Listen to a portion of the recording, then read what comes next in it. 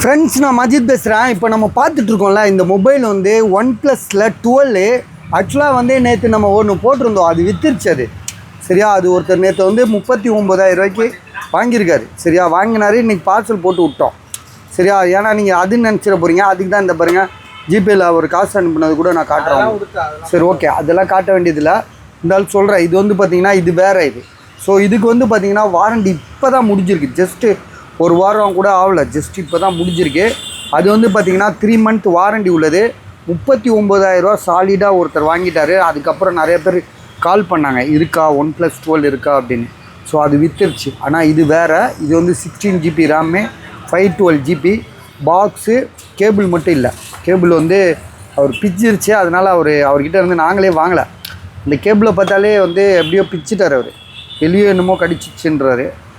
சரியா, இது வந்து பார்த்திங்கன்னா 100 வாட் சார்ஜரோட புதுசாக செம்ம நீட்டாக இருக்குது.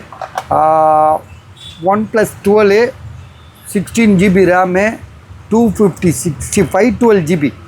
இது பாருங்கள், 512 GB 16 GB ரேமு, 512 GB சார்ஜரோடு இருக்குது. கேபிள் மட்டும் நீங்கள் வாங்க வேண்டியிருக்கும். ஹலோ,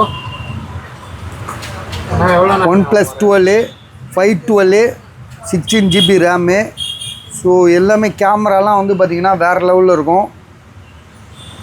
பாருங்கள், கேமராலாம் வேறு level, front camera, back camera. So டோட்டலாக எல்லாமே வேறு லெவல். பஸ் மொபைலே சூப்பராக இருக்குது. வேணுன்றவங்க கால் பண்ணுங்கள். இதோட ப்ரைஸ் வந்து பார்த்திங்கன்னா 37,000 ரூபா, 37,000.